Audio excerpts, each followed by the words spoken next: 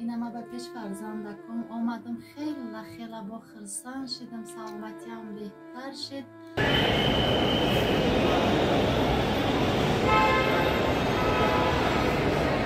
میگم روز برادران عزیز امروز ما مادر عزیز آوردیم تاجیکستان وطن عزیز وطن بیشتر خدمت برادران عزیز من به همه شمایان شکرانه الله میکنم. با خدا قسم دیگر نمیتونیم نوار کرده برای که مردم خودش حوزی هیله برده سای برای چی بسیار نفرات نویسن مراجعت کردن که چند وقته در حقم دعا کنید نسخ سال پیش فرزندکم رسون و دستگیری شما و یاری رسانی شما هزار رحمت. پخش مستقیم برادرها یک لایک قطعا هم کامنتر بنویسین که نوار با دیگر برادراتون روی کنین بینن که مادر در کجای. رحیم پروداکشن. اینک دوستان عزیز روز جمعه سنه 23 24 25 همه شما را ما انتظاریم در سن پتربورگ نبرجنی ریکی فانتان که 101. نگفتن من دوستان عزیز نفرانی که میخواستن که همراه اکا عبدالله جان بنده رحیم جان یک صحبت یک جمعه خوب بگیرن همون فرصت فرا رسید. یک پیاله چای در سر میز تاجیکانه با رحیم جان و بنده عبدالله جان ان شاء الله که انتظار شما را. بله دوستان عزیز ان شاء الله همون روز همون ساعت ما در پیتر میشیم. نمرای باری در روی اکران میتونین زنگ زنین پیش اکی رسوتو را بگیریم برای صحبت تاجیکانه. جمعه شنبه یک شنبه 23 24 25 شما را انتظار. نگفتن نموند توفای زیرین برای شما. خیر دوستان عزیز.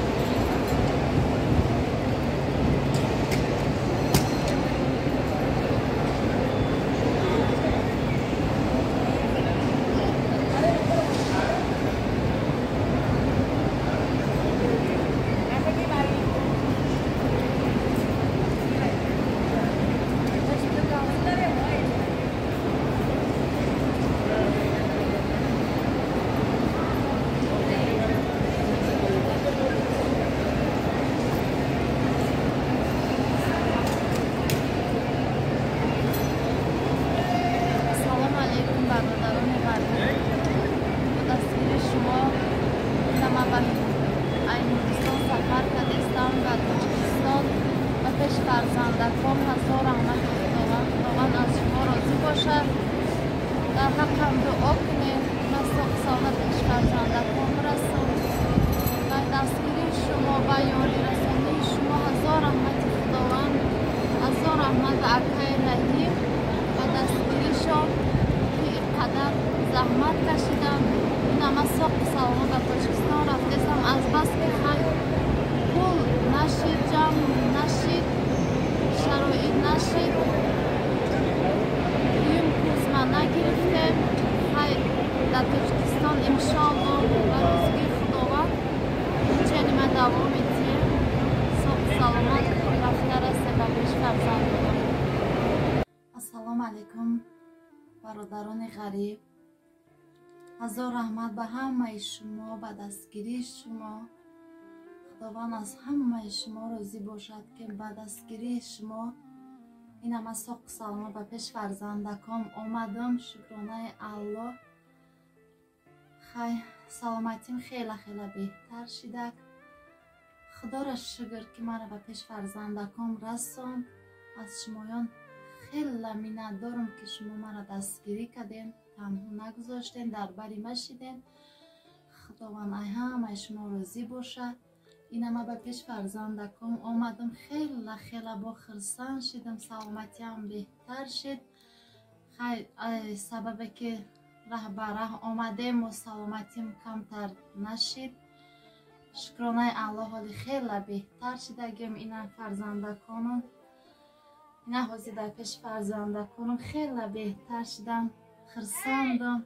از شما منت دارم که مرا دستگیری کردین. هزار رحمت کلام به اکای رحیم که به دستگیری بایم خیلی منت دارم. اکای رحیمم که مرا دستگیری کرد، به این روزا رسیدم، نه پیش فرزندکام آمدم.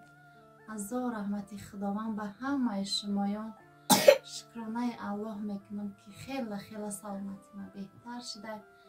خیلی شکر میکنم. هزار رحمت به همه شما، هزار رحمتی خداوند از شما همه شما خداوند راضی باشد که من از ساق سلامت پیش فرزندکام آمدم. رحمتی کلام به همه شما. السلام علیکم دوستان و هواداران سامانه رحیم پروداکشن. دوستان عزیز، امیدوار هستم تنسیت و خانواده هستین. خداوند مشکل همه برادرای عزیز ما، همه مادرها و خواهرها را آسان بگردونه. اویدی مادر عزیز گپ میزنه، مادری که از هندوستان و تاجیکستان آوردیم. ماهی رمضان بود شما دستگیری کردیم برادران عزیز. ما مادر را بردیم هندوستان. ای خود روسیه گریه و نالان مادر عزیز دیدین شما برادران عزیز. ما از زمین تا آسمان از همه شما می‌ندارم. هزار رحمت کردم دوستان عزیز برای دستگیری کردنتون، برای سخنان گپ زدنتون. بعضیتون برای سخنان بعد شما هم هزار رحمت میگن. جنگل به حقوق خیلی نمیشود. همین گپ راست برادران عزیز. امروز ما مادر عزیز آوردیم تاجیکستان، وطن عزیز، وطن بیشتر خدمت برادران عزیز. برای چی ما اخیرا زبار کردیم، گفتیم برادرها دستگیری کنیم، کورس خیمیش ریختن برادران عزیز. در کارتین ما اسکرین شات میمونه 119,000 گذشتگی، 120,000 روبل در کارتای برادر عزیز من گذشتگی که کارت به نام مناسب برادری انمی اپای مهربان بود. نمره تلفن بود، شما خودتون زنگ زدین دیدین نمرای مادر موندگی بود. هر کس کدومت که بسیار زنگ بزدین اول بپرسین که رحیم چند سال دادین، چه خیلی سیون کتون کدی خیلی کردن. دوستان عزیز همه کار جهت بعدیش فکر نکنین، جهت نیکیش فکر کنین دوستان عزیز. با همین خاطر میگم برادران عزیز، مادر ما آخران کورس لیچنش گرفتن نتونستیم. برای چی برادران؟ که پول جمع نشید. در یک وضعیتی شد که وضعیت مردم خشم بد شد. ما مادر در سویت با اومدیم گفتیم ای دست ما همین قدر میاد.